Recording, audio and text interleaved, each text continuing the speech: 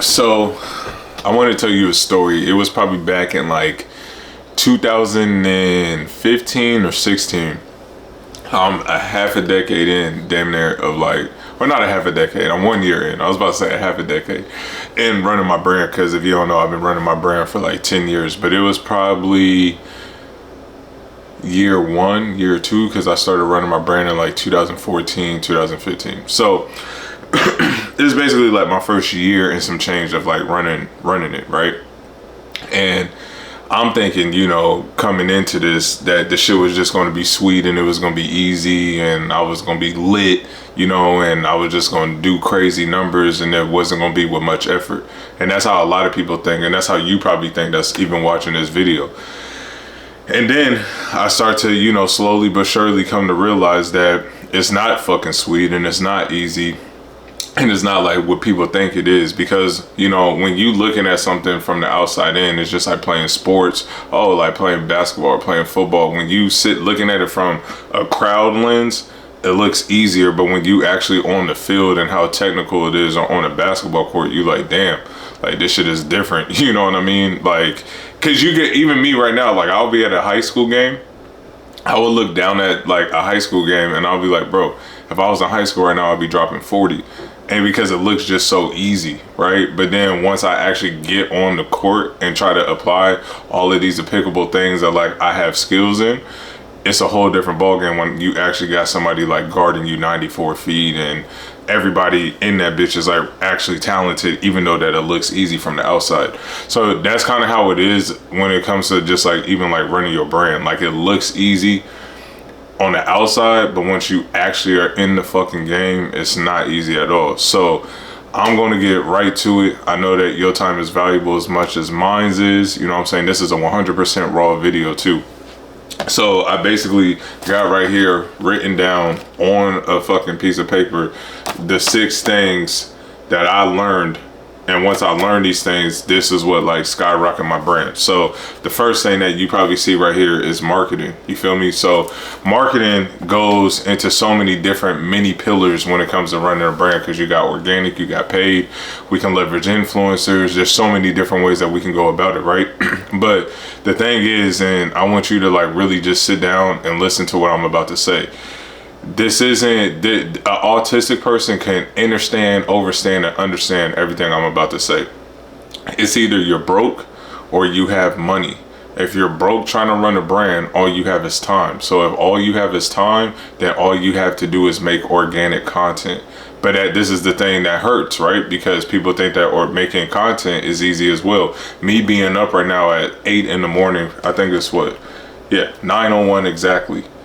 Me being up at 9 in the morning, everybody's going to work, doing all these other things. I'm making 18 YouTube videos right now. I'm making content. This isn't easy to do, but it's what has to get done on a Monday. You get what I'm saying? So for you, and I'm not saying you got to go extreme like me and make 18 long form videos or nothing, but you can sit there and literally just put your phone on airplane mode. Literally don't even have no other app open besides your camera, and you can go make flat lays and you can go make explainer videos and you can have CapCut right there on the computer, and then you're just airdropping all of the files and shit like that over to the CapCut, and then you're editing everything yourself, and within 2 hours you probably got like a week's worth of content if you just focus 2 to 3 hours on that. You know what I mean? And the only time that we should move over here is when you got capital or when you got like a proof of concept. I don't recommend running ads and doing all this other shit or even learning that type of skill set until you actually have a product that people want in the marketplace from you.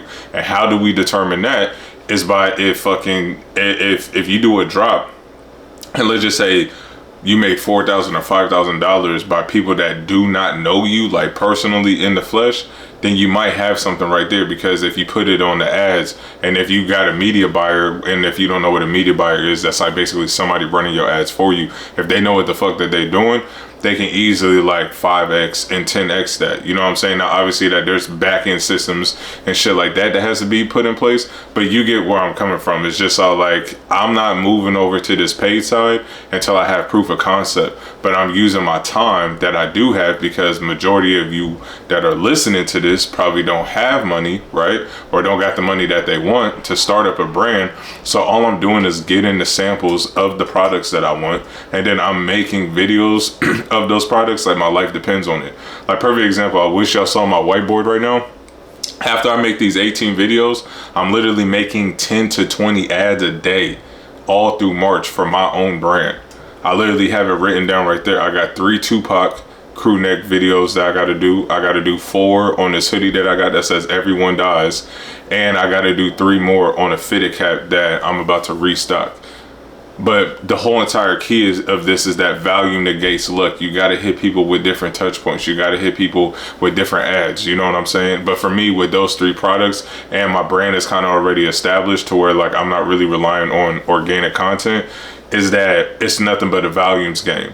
So if you know that volume negates luck, why don't you just turn off your phone every single morning, right when you wake up, literally brush your teeth, wash up your face, and then you're literally just getting to work and doing what needs to be done. But you'll be surprised at what you can do just working 2 to 3 hours every single day with just, I'm talking about just, and what's the word? An incredible amount of just like focus, you know what I'm saying? Of just having 2 hours of just no distractions, and you literally just, if I'm not filming, I'm making CapCuts. If I'm not filming, I'm making CapCuts. You know what I'm saying? And obviously, like, CapCut is the editing platform to like post it on whatever platform that you're trying to leverage. So now, since we got that out the way, right?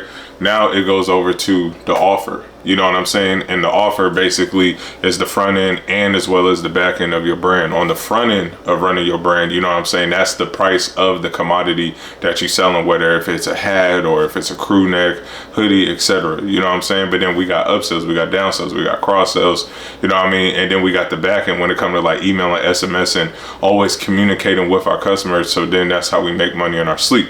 You feel me? Then it goes over here, which is to the product. You know what I mean? So when it even comes to the product, it's just all like, my fault, yo.